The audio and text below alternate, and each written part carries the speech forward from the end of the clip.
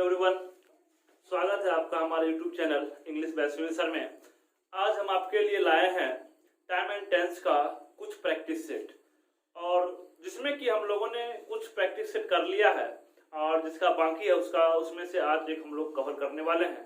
तो आज का जो वीडियो हमारा होगा जिसमें हम लोग कवर करने वाले हैं पास्ट परफेक्ट टेंस, यानी उस टेंस के आधार पे हम लोग कुछ सेंटेंसेस को देखेंगे, स्ट्रक्चर को समझते हुए उसमें हम लोग ये देखेंगे किस तरह से उसे अगर हिंदी में दिया होता है उसको हम लोग किस तरह से ट्रांसलेट करेंगे, जिसमें अलग अलग पैटर्न का सेंटेंस को हम लोग लेंगे और सारे को हम लोग क्या करेंगे उसको ट्रांसलेट करके आपको मैं बताने वाला हूँ।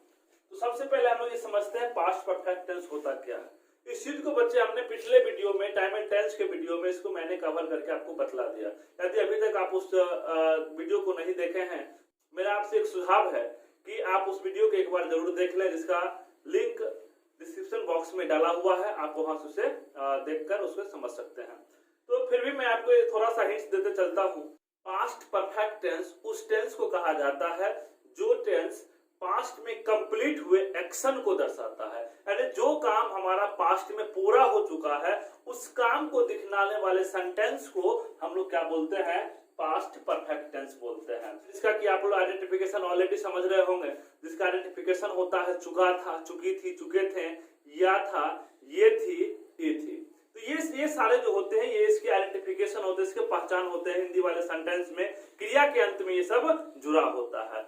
जिसका कि बेसिक स्ट्रक्चर होता है वह आपको subject plus head plus verb 3 object, यानी कि इस आधार पे उसको हम लोग क्या करेंगे, ट्रांसलेट करेंगे। यानी कि सेंटेंस हिंदी में दिया होगा और उसे इंग्लिश में क्या करेंगे, ट्रांसलेट करेंगे। तो सबसे पहले मैं क्या करता हूँ, सारे स्ट्रक्चर को इधर लिख देता हूँ और बाकी बात जो है उसको मैं उधर आपको प्रैक्टिस सेशन के रूप में आपको ढेर सारा सेंटेंस को मैं उधर बना करके आपको दिखा दूंगा, ठीक है। तो इसमें जो है कुछ स्ट्रक्चर्स यहाँ पे दिया गया, जिससे पहला स्ट्रक्चर असर्टिव का होता है, जिसमें subject had plus verb 3 plus object. तो जिस तरह से यहाँ पे दिया गया, वह खत लिख चुकी थी, यानी ये हमारा असर्टिव हो गया। मैंने पहले ही अपना घर बेच लिया था, ये भी हमारा क्या हो गया, असर्टिव। असर्टिव सेंटेंस का मतलब होता है जिस सेंटेंस में नहीं का प्रयोग नहीं किया गया होता है। दूसरा यहाँ पर दिया गया है निगेटिव सेंटेंस। निगेटिव सेंटेंस में subject had plus not verb 3 plus object, यानी जिस सेंटेंस में नहीं का प्रयोग किया गया होता है। जैसे मैं उससे नहीं मिला था, तुम कठिन मेहनत नहीं किए थे। ये सेंटेंस हमारा क्या हो गया, निगेटिव। यहाँ पे क्या लगा हुआ है, नहीं लगा हुआ है दोनों सेंटेंस में। तो जिसमें नहीं लगा होगा वो हो जाएगा निगेटिव। अगला है इंटरोगेटिव, यानी कि had plus subject verb 3 plus object, और साथ ही इसमें क्वेश्चन मार्क्स को देना अनिवार्य होता है। यानी इसमें क्या होगा कि क्या से प्रश्न पूछेगा, जब क्या से प्रश्न पूछेगा तब उसको हम लोग क्या करेंगे, इस स्ट्रक्चर की मदद से उसे ट्रांसलेट करेंगे। जैसे क्या वह परीक्षा पास कर चुकी थी, यानी कि यहाँ पे क्वेश्चन कर रहा है क्या वह परीक्षा पास कर चुकी थी। उसी तरह दूसरा है क्या आप अंग्रेजी सीख चुके थे, यानी यहाँ भी जो है क्या से प्रश्न पूछ रहा है क्या आप अंग्रेजी सीख चुके थे। यानी इस सारे सेंटेंस को हम लोग इससे बनाएंगे। अब अगला आता है बच्चे इंट्रोगेटिव सेंटेंस। इंट्रोगेटिव सेंटेंस में क्या है कि कहता है बच्चे जिसमें प्रश्न किया जाएगा और जिसका आंसर यस नो में नहीं दिया जा सकता, यानी कि आपको प्रश्न तो किया जाएगा, प्रश्न देखिए दोनों में किया जाएगा, इंट्रोगेटिव सेंटेंस में भी और डब्ल्यूएच इंट्रोगेटिव सेंटेंस में भी, लेकिन दोनों में थोड़ा सा अंतर होगा। इसका आंसर यस नो में हो सकता है लेकिन इसका आंसर यस नो में नहीं हो सकता है। तो ये हमारा क्या हो जाता है, डब्ल्यूएच इंट्रोगेटिव सेंटेंस। उससे बच्चे सेंटेंस के ऊपर मेरा सेपरेट वीडियो भी है जिसमें कि हमने बतलाया है असर्टिव सेंटेंस क्या होता है, निगेटिव क्या होता है, इंट्रोगेटिव क्या होता है, इंट्रोगेटिव सेंटेंस और कितने टाइप के होते हैं वो भी बतलाया है मैंने। तो सेंटेंस का एक पूरा सेपरेट वीडियो बना हुआ है और सारे सेंटेंस को एक एक करके आपको उसमें डाला हुआ है। तो यदि आप सेंटेंस कंप्लीट तरीके से उसे सीखना चाहते हैं तो आप वहां से आप देख करके सेंटेंस के बारे में समझ सकते हैं, उसको पढ़ सकते हैं। चलिए पुनः फिर मैं आपस यहाँ पे आता हूँ। यहाँ पे ये दिया गया और सारे का कुछ ना कुछ एग्जाम्पल मैंने यहाँ पर लिखा है। जैसे पहला लिखा है वह खत लिख चुकी थी, यानी कि यह सेंटेंस हमारा असर्टिव में है। जब असर्टिव में होगा तो बच्चे असर्टिव का स्ट्रक्चर इसमें लगाएंगे, subject had verb 3 plus object. चलिए, वह लिख चुकी थी मीन्स अने लड़की है, तो लड़की है तो उसके लिए क्या लगा देंगे, सी। उसके बाद क्या लगाएंगे, हैड। उसके बाद क्या कहता है, वर्ब का तीसरा रूप, सी हैड क्या लिख चुकी थी, खत। लिखना का होता है राइट, उसका थर्ड फॉर्म होता है रिटर्न।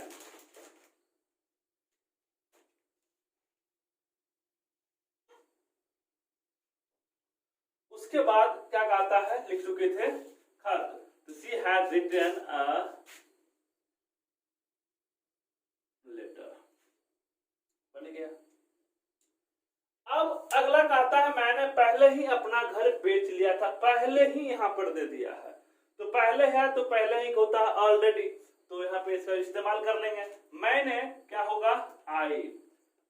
असर्टिव है, सीधा हैड लगाएंगे। अब पहले क्या होता है, already. I had already, sell means होता है बेचना, और उसका वर्ब 3 हो जाएगा sold. I had already sold my house.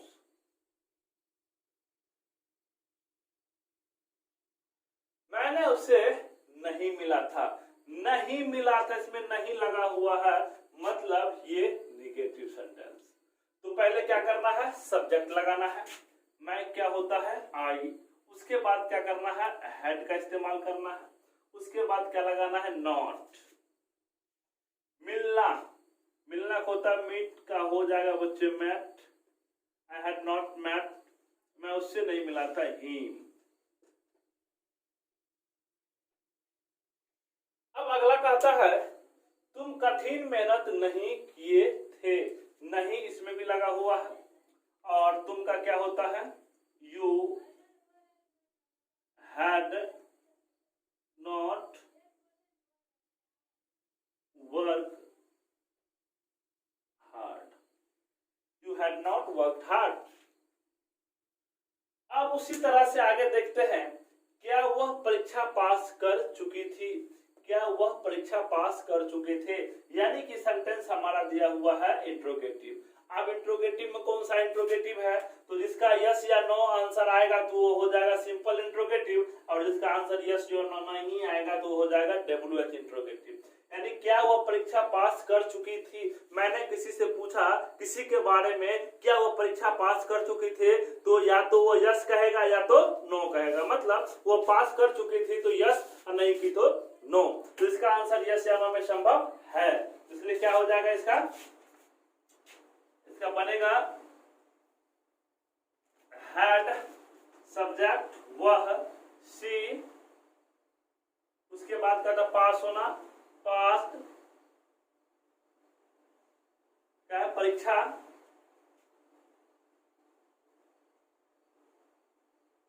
Exam,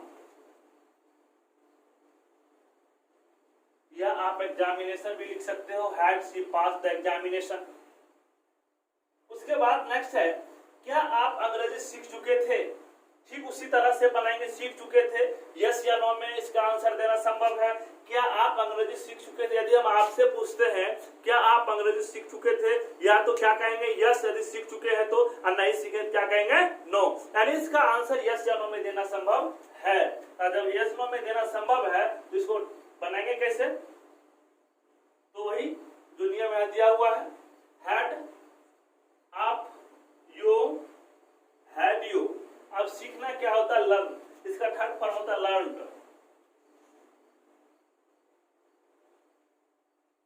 learned अब क्या है, इंग्लिश।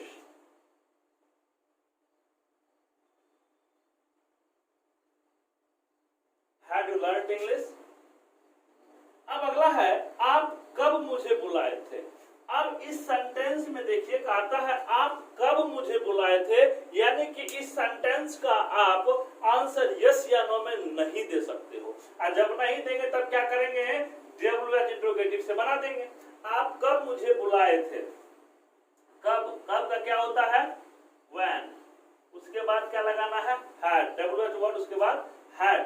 अब क्या कहता है, मुझे बुलाए थे, यानी क्या हो जाएगा, आपका होता है यू, बुलाना का होता है कॉल, हो जाएगा कॉल्ड, और मुझे क्या होता है मी।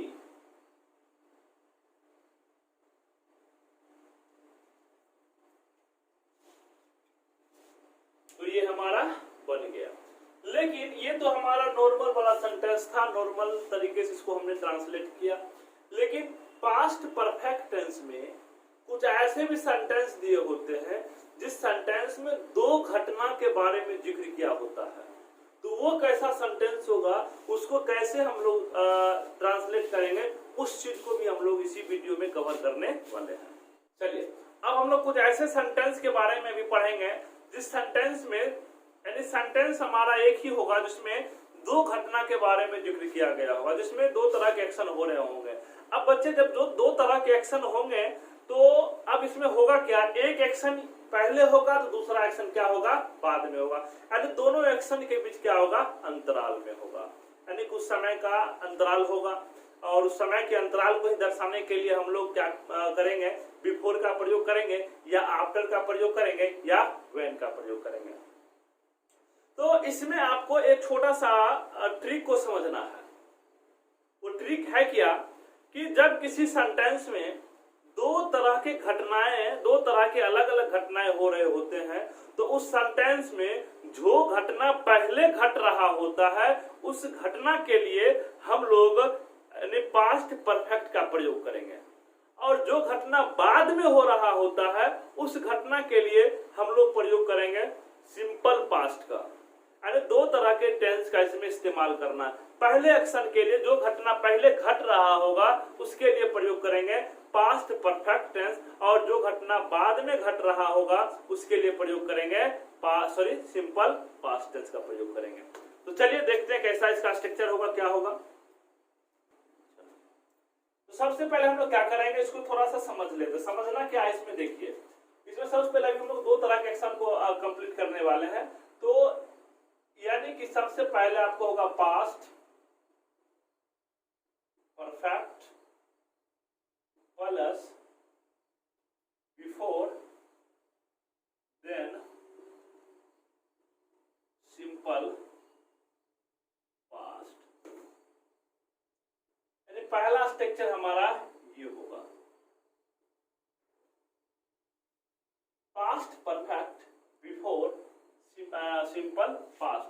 अब बिफोर मतलब तो आप लोग समझ रहे होंगे के पहले या से पहले। तो जब इस तरह के सेंटेंस दिया होता है, यानी पहले वाला बिफोर वाला अगर उसमें पहले लिखा हुआ होता है, यहाँ पे लिख देता हूं समझने के लिए। तो पहले लिखा होता है तब उसमें क्या करेंगे, पास्ट परफेक्ट टेंस पहले होगा और बाद में क्या होगा, सिंपल पास्ट टेंस। अब चलिए इसका एक एग्जांपल हम लोग लिख लेते हैं। चलिए, तो मैंने क्या कहा था बच्चे, कि जो घटना पहले घट रही होगी उस घटना को हम लोग प्रेजेंट परफेक्ट टेंस के अनुसार उसे ट्रांसफॉर्म करेंगे, यानी उसे ट्रांसलेट करेंगे, और जो घटना बाद में घट रही होगी उस घटना के लिए हम लोग सिंपल पास्ट का प्रयोग करेंगे। अब यहाँ पर कहता है रानी के आने के पहले सोनू सो चुका था। पहले कौन सा काम हो रहा है इसमें, रानी का आना हो रहा है या सोनू को सोना हो रहा है। तो इस सेंटेंस में रानी को आना, यह काम जो है यह बाद में हो रहा है, रानी के आने के पहले, यानी रानी अभी नहीं आई है लेकिन सोनू क्या हो चुका है, सो चुका था। तो इसका मतलब यह घटना क्या हो रहा है, पहले हो रहा है, और ये घटना बाद, सोनू सो जाता है उसके बाद रानी आती है। तो सबसे पहले आपको क्या करना है, पास्ट परफेक्ट के नियम से क्या करना है, जो घटना पहले घट रहा है उसको बनाना है। तो कौन सा घटना पहले घट रहा है, सोनू सो रहा है भाई, तो उसको बना देंगे क्या चीज, सोनू। अब पास्ट परफेक्ट है तो क्या लगेगा, हैड, सोनू हैड। अब सो चुका था तो सो चुका था, सोना होता है स्लीप, लेकिन वर्ब 3 क्या हो जाएगा, स्लैप्ड। अब क्या है, पहले, यानी बिफोर। अब घटना बाद में हो रहा है, बाद में कौन सा घटना है, तो रानी आ रही है, तो रानी का आना यानी सिंपल पास्ट हो जाएगा, तो रानी कैम, यानी कि Sonu had slept before Rani came. उसी तरह मेरे विद्यालय पहुंचने के पहले घंटी बज चुकी थी। इस दोनों घटना में पहले कौन सा घटना घट रहा है, तो घंटी बज रही है, घंटी बजने के बाद में विद्यालय पहुंचता हूं, यानी पहली घटना कौन है बच्चे, इसमें घंटी का बजना। तो घंटी का बजना तो इसका क्या हो जाएगा, द बिल हैड रन। उसके बाद क्या हो जाएगा, बिफोर। अब बाद का घटना कौन है, मेरे विद्यालय पहुंचना, मैं विद्यालय बाद में पहुंचा, क्या हो जाएगा, आई reached स्कूल।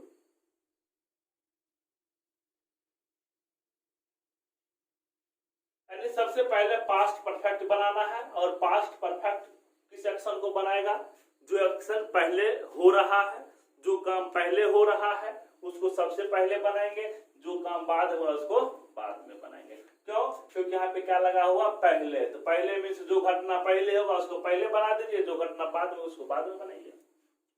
तो एक ये हमारा इसका स्ट्रक्चर हो गया। अब इस तरह से एक और स्ट्रक्चर है, उसको भी थोड़ा हम लोग देख लेते हैं। तो सिंपल पास्ट पहले होगा, after past perfect. After means क्या होता है, के बाद। तो चलिए इसमें भी हम लोग क्या करेंगे बच्चे, ट्रांसलेट करेंगे। तो इसमें सबसे पहले कौन, दोनों में कौन एक्शन को लिखेंगे, तो जो एक्शन बाद में हो रहा है, बाद में कौन एक्शन हो रहा है, के बाद मैं स्टेशन पहुंचा, यानी पहले गाड़ी खुल गई उसके बाद में स्टेशन पहुंचा ना, तो स्टेशन में बाद में पहुंचा, तो पहले बाद में क्या हो जाएगा बच्चे, आई reached the station, I reached the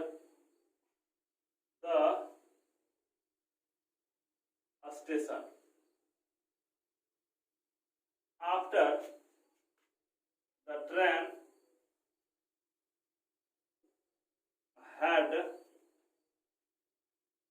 started। यानी इसमें भी वही हो रहा है, गाड़ी खुलने के बाद, यानी यह घटना पहले हो रही है, जो घटना पहले होगी तो वो तो पास्ट परफेक्ट बनेगा। उसके बाद घंटी बजने के बाद वह विद्यालय पहुंचा, बाद में यही घटना हो रही, कौन सा, विद्यालय पहुंचने का। He reached a school after the bell had rung। ये हमारा बन गया। तो इस तरह से हम लोग क्या करेंगे बच्चे, दोनों तरह के एक्शन को हम लोग क्या करेंगे, इसको ट्रांसलेट कर देंगे। यानी आफ्टर रहेगा तो बाद वाले एक्शन को पहले लिखना है, अगर बिफोर रहेगा तो पहले जो एक्शन हो रहा है उसको सबसे पहले लिखना है। आई होप आप सभी को मेरा वीडियो पसंद आया होगा। यदि पसंद आया है तो इसे जम करके अपने दोस्तों के भी शेयर करें, लाइक करें, और साथ ही यदि चैनल को सब्सक्राइब नहीं किया है तो इसे सब्सक्राइब भी कर लें, साथ ही बेल आइकन को भी